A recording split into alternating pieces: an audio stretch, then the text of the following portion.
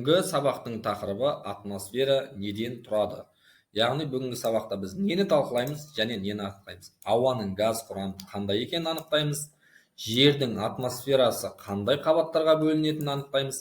Атмосфераның жер бетіндегі тіршілікке әсері қандай екенін анықтаймыз, және оны қалай зерттеу керек, не үшін зерттеу керек екенін білуіміз керек. Бүгінгі сабақта осы бойынша талдап, бүгінгі сабақты аяқтайтын боламыз. Біз сұрақ арқылы бастаймыз. Сұрақта атмосфераның газ құрамы және оның мәні дегенімізді қалай түсінеміз?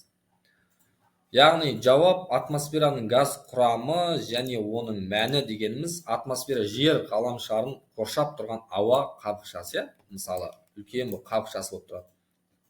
Атмосфераның ішкі қабаты гидросфераны және ішінара жер қыртысын жауып, сыртқы қабаты ғарыш кеңістігінің жер төңірегіндегі шегінде. Атмосфералық ауаның құрамында не бар бізде? Азот 78, оттегі 20-да 95, аргон 0,93, көмір қышқыл газы 0,03 және басқа да газдар 0,01.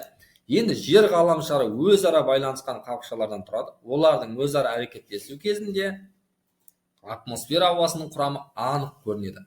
Азот атмосфераның негізгі газы және оттек бөлінетін өсімдіктердің тіршілігін қолдану үшін қажет. Мысалы, қараңыздар, атмосфера дедік, оның ішіндегі міне көріп тұрсыздар, жаңа айтып өткендей, азот 78, оттегі 20-да, яғни 21 десек те болады, аргон 0,93% және басқа көмір қышқылды газдары 0,03 құрамды алады екен, суреттегідей.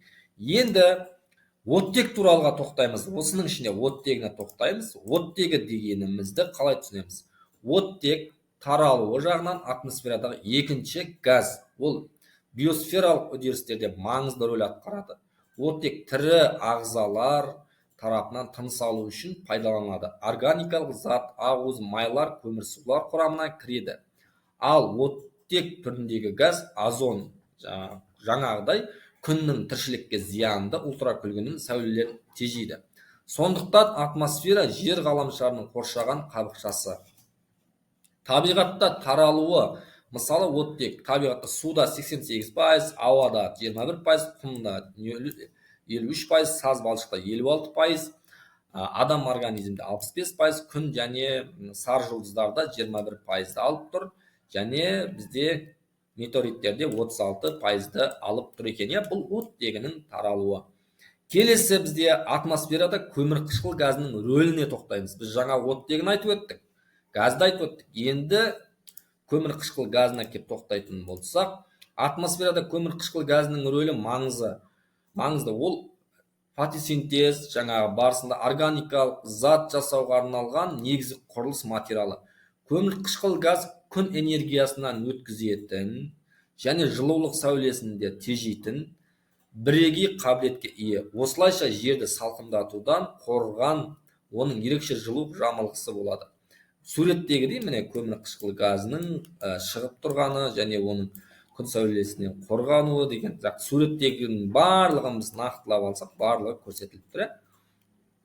Келесі бізде атмосфералық ауаға кеп тоқтайтын болсақ, бұл атмосферадағы ауа маңызды табиғи ресурстардың бірі, онсыз жер бетіндегі тіршілік еш мүмкін болмас еді. Атмосферада ғарышпен шекаралас литосферада мүжілу орын алады. Ғарыштағы метеориттердің басым бөлігі жер бетіне жетпестен атмосфераның жоғары қабаттарында жанып кетеді. Енді қараңыздар, мына суретте бізде жер беті, жер домалақ болып көрсетіліп тұр. Оған жаңа келіп атқан метеориттердің барлығы көрсетіліп тұр. Енді біз атмосфераның құрамына қабаттарына өзінің келетін болсақ, бұл экзосфера, қай жерде термосфера, мезосфера 55-те 80 километр, стратосфера 11 мен 55, озон қабаты және трофосфера деген 0,11 километрге дейін қамтылып тұр.